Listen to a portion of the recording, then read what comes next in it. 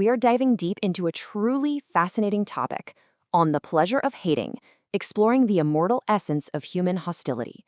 We're going to be unpacking William Hazlitt's highly provocative 1826 essay. And let me tell you, he proposes a theory that is just as uncomfortable today as it was nearly 200 years ago.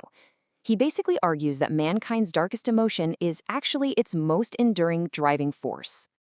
So, to truly make sense of Hazlitt's sprawling philosophy on cynicism, we've set up a clear roadmap for us. First, we'll look at the spark of hostility, then move into the immortality of hatred, examine the necessity of antipathy, take a hard look at the decay of friendship, and finally wrap up with his ultimate political disillusionment. All right, let's jump right into Section 1, the spark of hostility. You know, what makes Hazlitt's writing so captivating is how he takes this really heavy, abstract philosophy and grounds it in a totally relatable, everyday encounter. He opens his whole essay by describing a spider crawling across his floor. Now, he notes that a century earlier, someone probably would have just crushed the little guy without a second thought. But being a refined 19th century philosopher, Hazlitt actually lifts the mat to help it escape. He spares it. Yet he realizes that even though he isn't using brute violence, he's still watching the spider with a mystic horror and a superstitious loathing. So the crucial takeaway here is this. We might learn to curb our outward actions and act humanely, but that internal spirit of malevolence, that essence of hostility, it survives completely untouched. That brings us to Section 2, the immortality of hatred. Zooming out from that tiny spider on the floor to a macroscopic, universal view of human emotion, well, this is where Hazlitt drops his most controversial theory. He argues that pure good soon grows insipid. It lacks variety, it lacks spirit. Love, he claims, actually turns to indifference or even disgust with just a little bit of indulgence. But pain is this bittersweet feeling that never surfaces. So he concludes that hatred is literally the only immortal emotion we possess. It is this never-failing source of satisfaction that we just instinctively cling to whenever goodness simply bores us. Moving right along to Section 3, the necessity of antipathy.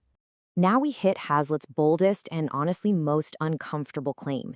He defines antipathy not just as some negative, destructive feeling, but as the very spring of thought and action. Think about it. Without something to hate, he argues life would turn into a stagnant pool.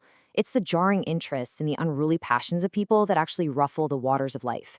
He's suggesting that there is a secret affinity, a literal hankering after evil in the human mind, simply because the friction of hostility is what gives human life its necessary variety and spirit. To back this up, Hazlitt fires off this vivid list of human malice in action, proving that antipathy is literally everywhere. He points to animals tormenting each other, children killing flies for sport, and crowds eagerly rushing out to watch a town fire burn down.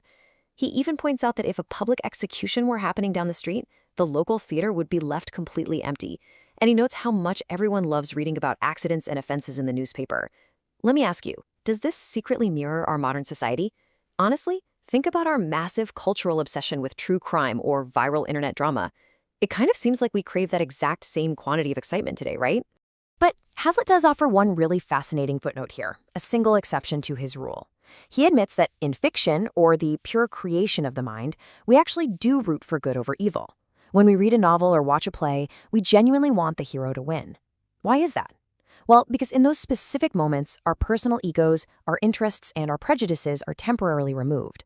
We get to be pure, abstract observers, allowing our conscience to judge fairly. But the moment we have to step back and act in the real world, the demon of contradiction takes right over again. Let's look at how this plays out personally in Section 4, the decay of friendship.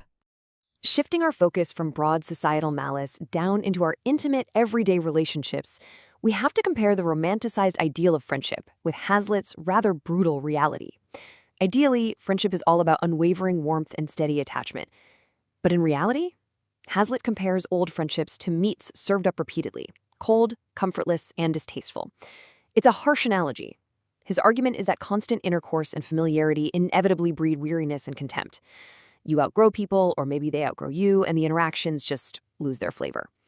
He goes on to outline the petty, accumulating reasons why even the tightest knots of inseparable companions eventually break apart, and it usually starts small, doesn't it? One person's jokes grow a bit stale, or they develop obnoxious habits like always arriving late or breaking appointments. Then comes the subtle criticism of a friend's dress or their character. Throw in differences in wealth or success, which naturally breed envy and this weird desire to mortify one another, and suddenly, the friendship is just a source of continual alarm and ill blood. Which leads us to this incredibly cynical conclusion. Hazlitt writes, "The only way to be reconciled to old friends is to part with them for good." Wow.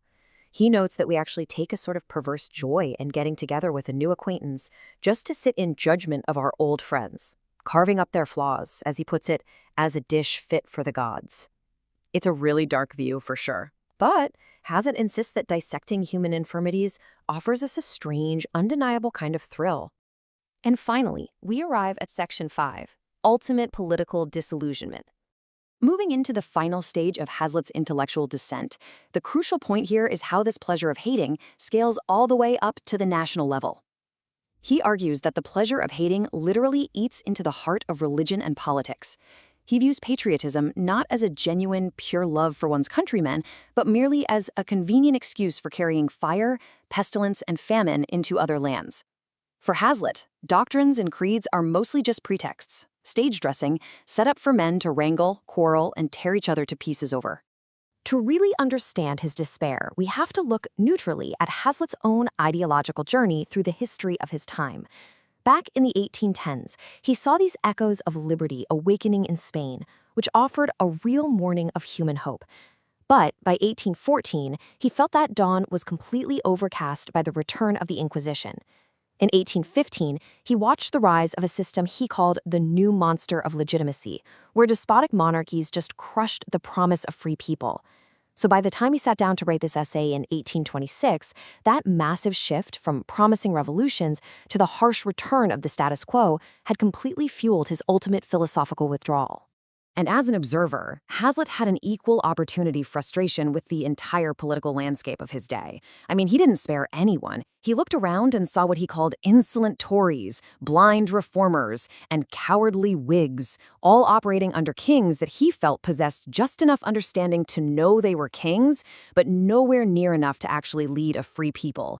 This widespread political defeat really cemented his belief that mankind is fundamentally prone to mischief and highly resistant to true progress.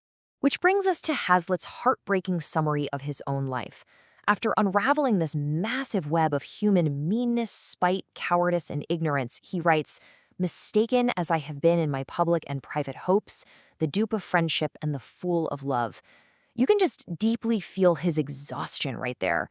He feels he miscalculated the world entirely by projecting his own early idealism onto a society that was ultimately governed by malice and self-interest.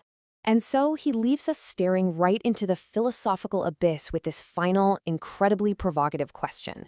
Seeing the world as it is, driven by this immortal essence of hostility, where friendships decay, where politics devolve into tribalism, and where our very nature seems to require the friction of antipathy, do we have reason to hate and despise the world and indeed ourselves? Hazlitt's own answer was yes. In fact, he only regretted not despising it enough. But what about you? Does the pleasure of hating still rule our world today?